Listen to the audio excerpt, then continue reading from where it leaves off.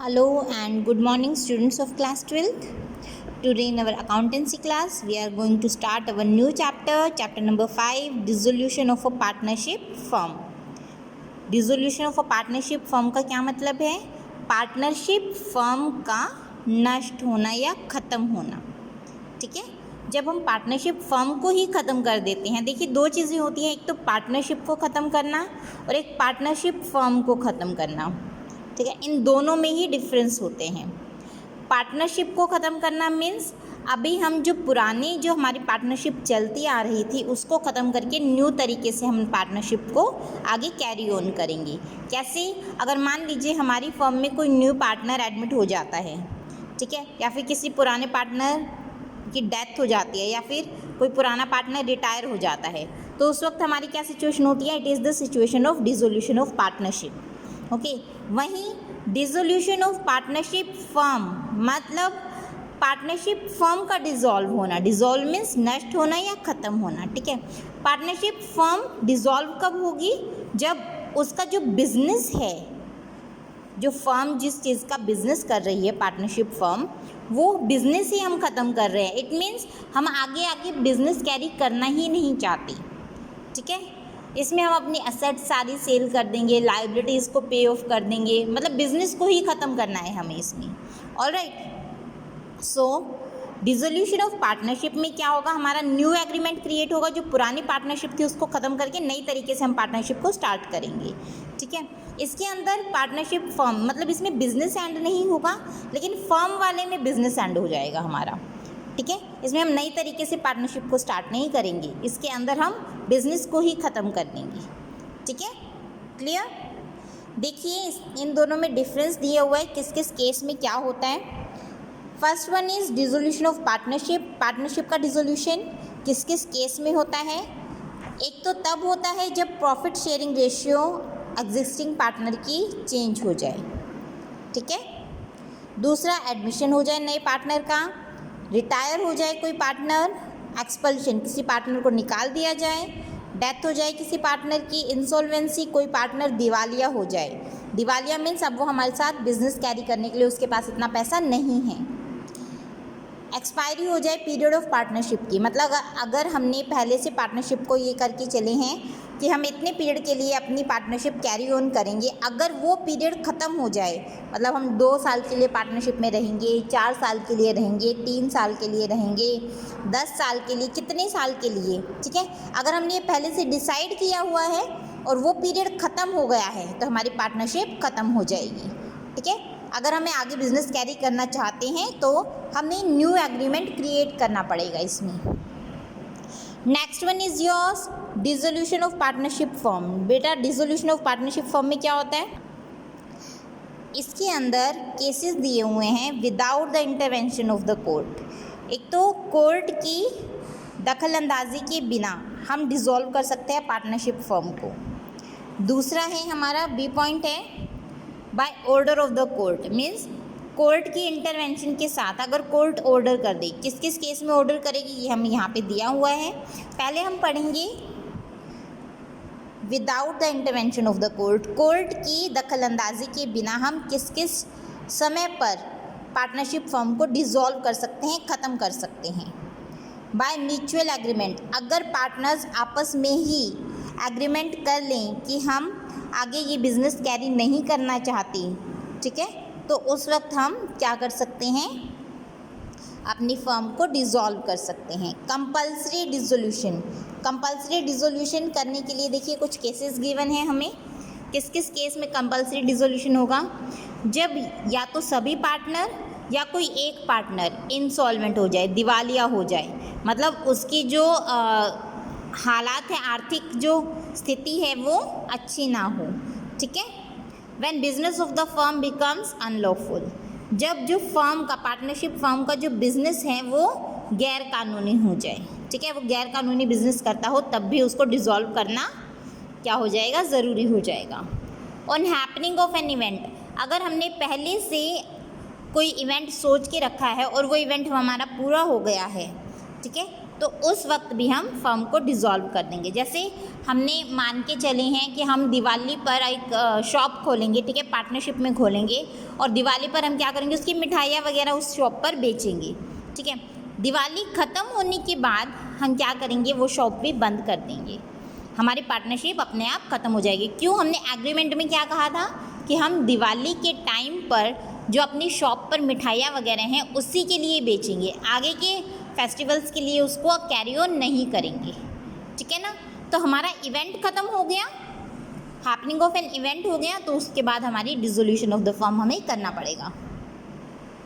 देखिए इसके अंदर कुछ एक इंसिडेंट्स दिए हुए हैं। On insolvency of a partner, कोई भी पार्टनर इंसॉल्वेंट हो जाए तो हमें डिसॉल्व करना पड़ेगा अपनी फर्म को। Next, on the fulfilment of the object for which the firm was formed, वही अभी आपको बताया है, अगर जिस ऑब्जेक्ट के लिए फर्म को बनाया गया है वो ऑब्जेक्ट पूरा हो जाए तो भी हमारा क्या हो जाएगा, डिसोल्यूशन ऑफ पार्टनरशिप हो जाएगा firm. On the expiry of the period, जब जिस पीरियड के लिए हमने फर्म का क्रिएशन किया था वो पीरियड एक्सपायर हो जाए, एग्रीमेंट में गिवन हो, तब भी हमारी फर्म का डिसोल्यूशन नेसेसरी हो जाता है। बाय नोटिस, नोटिस के थ्रू भी हम क्या कर सकते हैं, फर्म को डिसॉल्व कर सकते हैं। अगर कोई पार्टनर फर्म को डिसॉल्व करना चाहता है किसी भी वजह से, आगे वो कैरी नहीं करना चाहता, तो वो पहले दूसरे पार्टनर्स को, any partner by giving notice to other partners, कोई भी पार्टनर दूसरे पार्टनर्स को नोटिस देके, ड्यू नोटिस, ठीक है, फर्म को डिसॉल्व करवा सकता है, ठीक है, बट सबका एग्रीमेंट होना ज़रूरी है उसमें। Next one, by order of the court, ये तो था कोर्ट के इंटरवेंशन के बिना हम किस किस केस में फर्म को डिसॉल्व कर सकते हैं। अब आया है कोर्ट के ऑर्डर के साथ। कोर्ट कब कब कहेगी कि फर्म को डिसॉल्व करो, when A partner has become of unsound mind, जब कोई पार्टनर पागल हो जाए, ठीक है, या फिर उसकी दिमागी स्थिति सही ना रहे। When A partner other than the partner filing a suit, suit मतलब जिसने केस किया है, ठीक है, वो अपनी ड्यूटी परफॉर्म करने से क्या हो जाए, इनकैपेबल हो जाए। मतलब कोई भी पार्टनर है अगर अपनी ड्यूटी अच्छे से परफॉर्म नहीं कर पा रहा है, किसी भी वजह से बीमार हो गया है या उसकी दिमागी हालत ठीक नहीं है या फिर कहीं बाहर चला गया है, अगर पार्टनर नहीं हो काम कर पा रहा है बिजनेस के अंदर, तो भी पार्टनरशिप फर्म को कोर्ट ऑर्डर दे देगी कि आप इसको ख़त्म कर दो। When a partner other than, वही है जिसने सूट किया है, उसके अलावा, ठीक है, कोई ऐसा मतलब पार्टनर में कुछ ऐसा वो मिल जाता है, ऐसा कोई व्यक्ति मिल जाता है जिसने फर्म की पार्टनरशिप को किसी तरह से हार्म किया हो, किसी तरह का लॉस किया हो, ठीक है, तब भी डिसॉल्व करना पड़ेगा by the order of the court. जब कोई पार्टनर धोखाधड़ी करता है पार्टनरशिप एग्रीमेंट में, जब कोई पार्टनर अपना पूरा इंटरेस्ट थर्ड पार्टी को ट्रांसफ़र कर देता है, जब कोई पार्टनर सेटिस्फाई होता है कि फर्म को अब आगे कैरी नहीं किया जा सकता, क्योंकि फर्म को आगे कैरी करना मतलब सिर्फ लॉस में जाना ही है, ठीक है। अगर फर्म प्रॉफिट्स गेन नहीं कर रही है तो भी कोर्ट क्या कहेगी कि आगे आप इसको क्या कर दो, डिसॉल्व कर दो। जब कोर्ट सेटिस्फाई हो कि डिसोल्यूशन करना बहुत ज़्यादा ज़रूरी है, ठीक है, ऐसे ही किसी रीज़न की वजह से, तब भी हमें क्या करना पड़ेगा, फर्म को, पार्टनरशिप फर्म को डिसॉल्व करना पड़ेगा।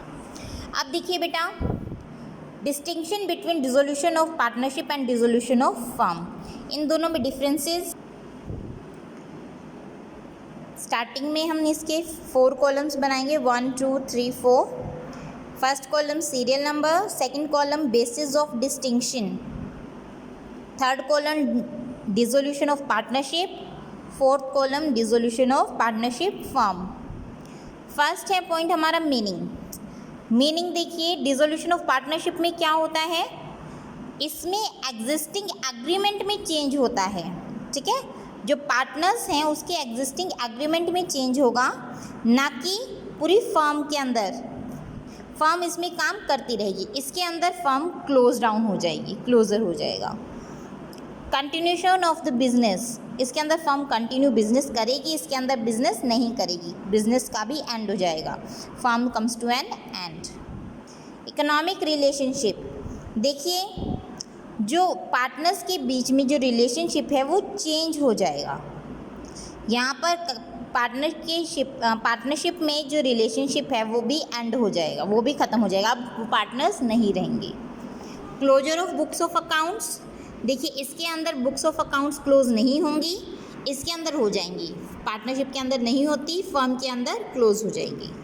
Settlement of assets and liabilities, इसके अंदर हम कैसे करते हैं सेटलमेंट, असेट्स और लाइबिलिटीज़ को रीवैल्यू करते हैं और उसके बाद डिस्ट्रीब्यूट कर देते हैं रिवैल्यूएटेड अमाउंट को among the old partners in their old ratio, ठीक है।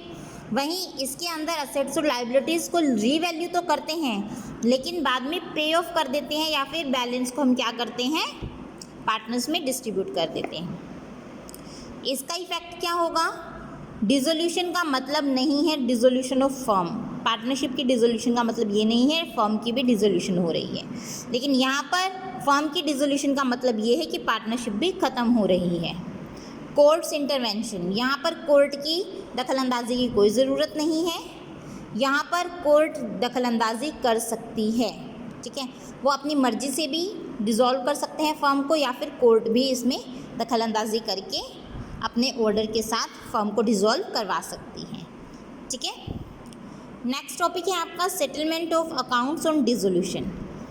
अकाउंट्स के सेटलमेंट कैसे करते हैं डिसोल्यूशन के टाइम पर, देखिए सबसे पहले किसी भी तरह का लॉस हो उसको हम प्रॉफिट्स में से कवर करेंगे, फिर पार्टनर्स की कैपिटल में से कवर करेंगे, अगर फिर भी नहीं हो रहा है तो पर्सनली पार्टनर्स अपनी असेट्स को पर्सनल एसेट को सेल करके फिर उस लॉस को कवर करेंगे। Amount realised from the sale of asset, जो असेट हमने सेल की है उससे जो हमें अमाउंट मिला है ये किस किस तरह से ट्रीट किया जाएगा, पहले आउटसाइड डेट्स पे किए जाएंगे, आउटसाइड जो लाइबिलिटीज़ हैं हमारी, उसके बाद पार्टनर ने जो लोन दिया है हमें, लोन्स एडवांस्ड बाय पार्टनर्स, वो पे ऑफ किया जाएगा। फिर अगर पार्टनर की कैपिटल का कुछ अमाउंट हम दे सकते हैं, अगर उसके बाद भी कुछ बचता है तो वो देंगे, और अगर पार्टनर की कैपिटल का अमाउंट देने के बाद भी हमारे पास कुछ अमाउंट बचता है तो वो ओल्ड पार्टनर्स में इन देयर ओल्ड रेशियो में डिवाइड हो जाएगा, ठीक है, प्रॉफिट शेयरिंग रेशियो में। क्लियर। देखिए बेटा आगे का जो आपका टॉपिक है वो हम अपनी नेक्स्ट वीडियो में करेंगे, आज के लिए आपके लिए इतना ही। इस टॉपिक को बहुत अच्छे से कीजिएगा, ज़्यादातर इसमें से आपका एक क्वेश्चन आता ही आता है, ठीक है। So that's all for today, thank you बेटा।